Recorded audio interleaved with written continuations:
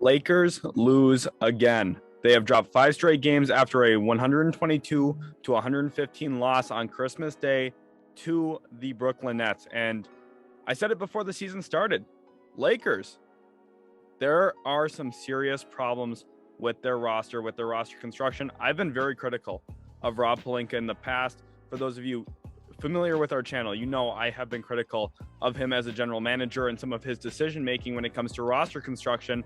And I think a game like tonight is a perfect reason and a perfect showcase as to why there are actual internal issues with the way he's built this team. If you guys are new to Utility Sports, make sure to leave a like, subscribe as well. If you are new, it'd mean a lot to have your support. And back on August 7th, I recorded a video with multiple reasons on why the Los Angeles Lakers would not win an NBA championship this year. They've dropped 5 straight games now, have fallen to 16 and 18, and are currently looking at the play-in being one of the better outcomes for them in this Western Conference playoff race right now. And there's been a lot of issues with some of these other teams. Dallas, of course, hasn't had Luka Doncic, and a few other things going on as well. You know, the Timberwolves up and down, of course, have been playing without Anthony Edwards because of health and safety protocols. And of course, there's a lot going around the league right now when it comes to COVID, health, and safety. Of course, throwing a lot of teams' seasons kind of into a little bit of a weird situation. However, the Lakers, it's more than that for them. A lot of their signings, you're looking at guys on 1-year minimum contracts, and the loss tonight showcases why that's problematic. You don't have consistent contributors. Carmelo Anthony played a great game tonight. In fact, he played the second most minutes for the Lakers tonight.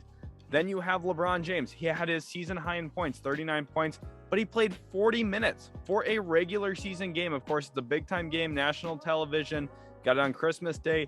I understand why he's going to play a lot of minutes, but that's not sustainable. His minutes are up 3 minutes per game from where they were last year, and that is problematic for his long-term endurance, his long-term fatigue when it comes to playoff time. You can't ride LeBron James that long. He's 37 years old, okay?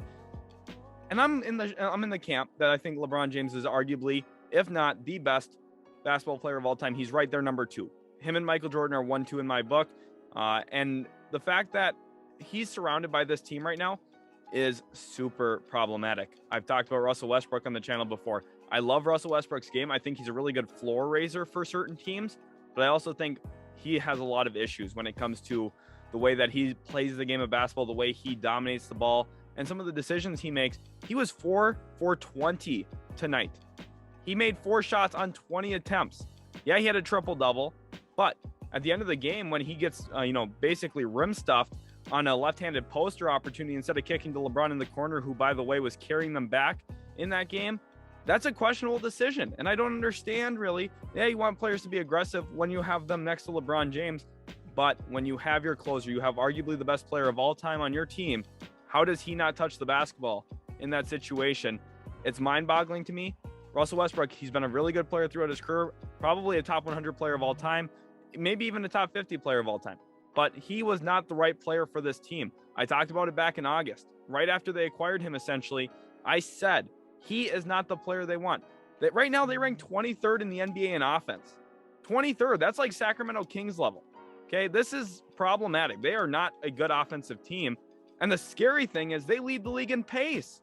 They are the fastest team. They get the most transition opportunities every single game, and they still struggle offensively. So when you get to the playoff time and everything slows down a little bit more, there's less turnovers, you're facing more consistent good teams, and the game slows down, their half-court struggles are really going to be amplified. Because right now they're a very good transition team, which is, something you can expect when you have LeBron James and Russell Westbrook on your team. But the issue is going to come postseason time when they are forced to play in that half-court more. How do they get looks off? You can't rely on Carmelo Anthony to play 38 good minutes for you every single night. I'm sorry, it's just not going to happen. He played a really good game tonight. You can't rely on that. That's not going to be sustainable. And I don't want to hear anything about this whole Anthony Davis. Oh, he's going to fix it. He hasn't. When he's played this year, they haven't been great either. Okay.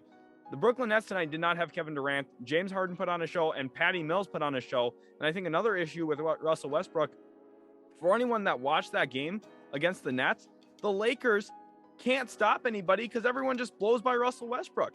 He is undisciplined defensively. He's done it multiple times this year where he just randomly in the last 2 minutes of a game blitzes the ball handler and leaves his guy wide open.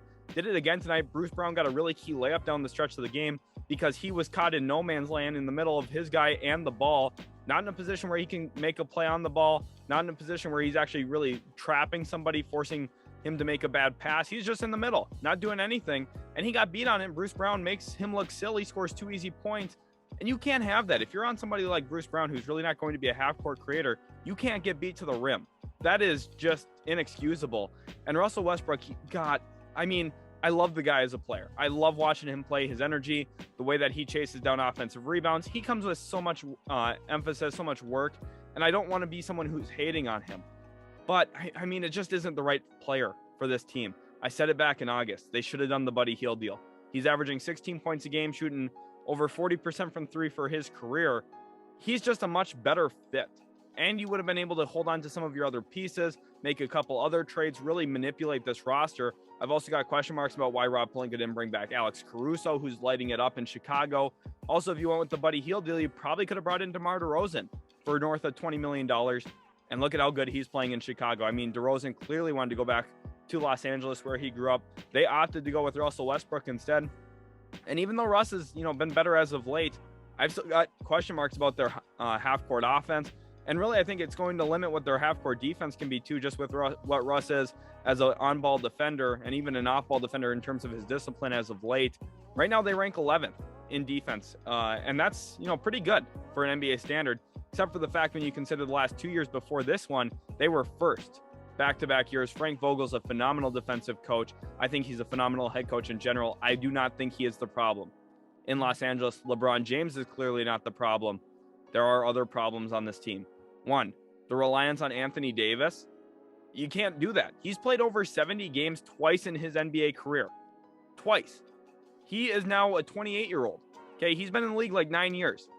He has played over 70 games twice. You can't rely on him to be there and be available.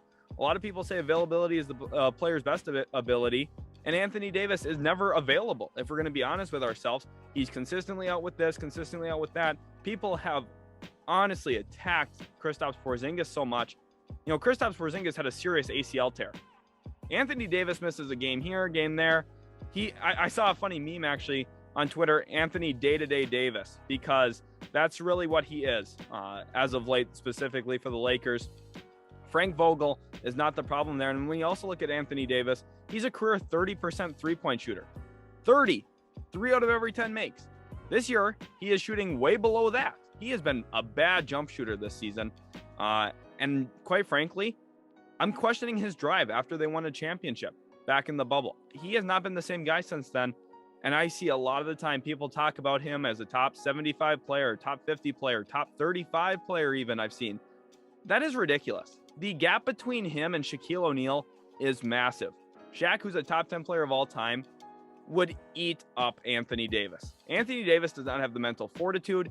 He does not have the wherewithal or the want it to be that guy where he's going to go out and average 28 and 12. The Lakers need him to be that for this roster and this team to work. And quite frankly, 23 and 9 is not even close to 28 and 12. He doesn't have the game-to-game impact. Even when he puts up the numbers, his impact when you watch it, it's not there. You can tell even when he's in the game, he struggles mightily with double teams out of the post. He's not a phenomenal playmaker. And when the jump shot's not falling, honestly, what does he really bring on the offensive end with high consistency? It's not like he's an elite post-up offensive player. He's a really good pace and space big, but the issue is when he's not spacing and hitting efficiently, there's some issues with that. He is a very good player. I don't want to come across like I'm hating on him, but the expectation there in LA was that he would be a top 5 player in the world. He is nowhere near that at this point. He's just not that guy, and that's very, very problematic for this team. They need him to be that guy, and he isn't.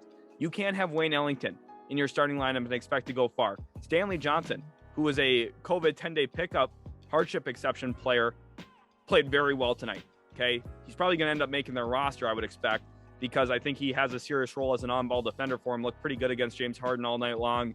Did a very good job actually defensively, which is what he was, known as when he came into the league. Got drafted by the Detroit Pistons, a former lottery pick. I think Stanley Johnson's actually going to be a pretty nice pickup for them. We haven't seen Kendrick Nunn yet this year, though. Malik Monk had a pretty good game as well. I would expect that. He was one of those few guys that I liked them picking up. But at the same time, you look at next offseason for the Lakers, they're going to have to do this all again. They have all these guys on one-year deals on minimums because they have no tax ability. They're stuck with where they are basically financially. That's why they decided to not bring back Alex Caruso. And it's just not acceptable. When you have Back end of his career, LeBron James, you should be trying to win NBA championships, not worried about the luxury tax and say, oh, we can't really afford Alex Caruso at $9 million, so we're going to offer him $6.5 and hope he stays. That's not excusable. The Lakers print money. They got this brand new endorsement deal with Crypto.com. They need to start making some things happen. They're going to have a busy trade deadline ahead of them. They need to go out and make at least one or maybe two moves. They need to get more perimeter defenders. They need to find somebody who can actually shoot the ball and play defense, which is something they really don't have right now, someone who does both. Carmelo Anthony, of course, did that tonight. LeBron James is still one of the best players in the league, okay? And I said this in August. You can go check the video. I'll try and put a card to it in this video as well, that if they're going to win, it's going to be because of LeBron James, because he is still that guy. He is still that talented. However, they are making it extremely hard on him. This roster doesn't fit. I know part of that is his own decision-making too. I know he wanted Russell Westbrook. However, you can't rely on some of these players to be key guys for you. Russell Westbrook goes 4-20 tonight, and there's not a lot of bad shot selection in some of that even. I mean, of course, you're going to have some of those threes, but he's just not a good shooter. He's not really a super efficient scorer, has never really been that besides his MVP season. So I don't know why they're relying on him to be that. It's a tough situation. Lakers fans, I know you're probably disappointed. 5 straight losses. I'm not trying to rub it in here, but I'm talking about structural issues. They are very good in transition. LeBron James is an elite basketball player. You need more from Anthony Davis. You need a smarter Russell Westbrook, and you need to make some moves at the trade deadline. Talen Horton-Tucker, I understand why they wanted to keep him. He's young, promising. He's not as good of a player right now as Alex Caruso is. And that's what they were really banking on, was that he would take a massive step this year, and he, quite frankly, has not.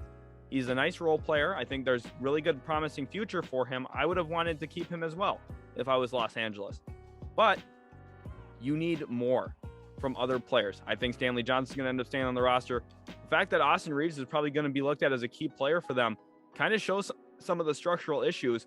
I talked about it back in August.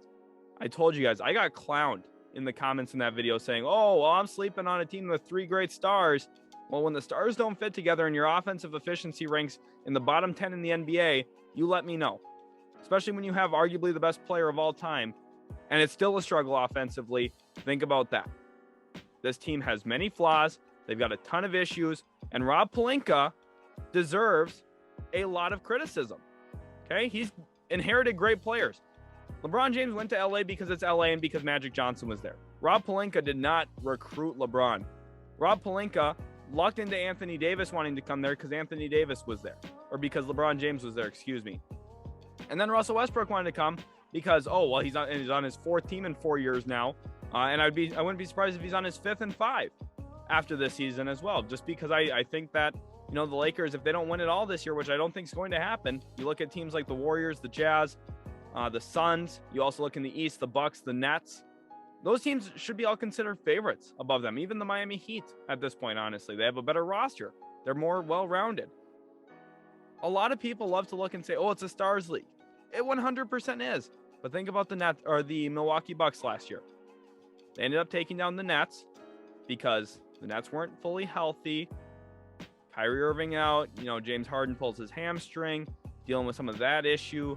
And then you're looking at the Bucks. They have their perfect blend of star players and depth. The Lakers need to get there. They just quite frankly don't have it. You can't win a championship with 10 minimum level players on your team. It just doesn't happen. You can't ride Carmelo Anthony for 38 minutes a night. You can't expect LeBron James to give you 40 minutes a night. That's just asking him a lot. I know he's a phenomenal player. He's going to be 37 years old. He's getting up there in age. It's like asking Wizards Michael Jordan almost for 40 minutes. LeBron is a phenomenal player. I don't want to criticize him. I don't want to criticize Frank Vogel. And to be honest, I'm not even really trying to criticize Russell Westbrook in this video either. I just don't think he was the right fit for this team. I think they should have went with the Buddy Hield route, went a few different free agents. Guys like DeMar DeRozan would have made some sense to me. And you had better flexibility that way, better depth, better rotations, and a lot of stuff made sense around that. But at the end of the day, if they do win it, it'll be because of LeBron James, because he elevates his play, elevates the play of his teammates. And they did almost come back in this game. I'm not trying to be too much of a Debbie Downer. They did play very well near the end of that game, really stepped up their play. But when you dig yourself a 20-point hole heading into the 4th quarter, it's going to be very difficult to win games. You're not going to win very many games entering the 4th quarter down by 20. this has been this video here at Utility Sports. Hopefully you guys did enjoy. If you did, make sure to leave a like, subscribe if you are new, and we'll catch you in the very next Utility Sports video.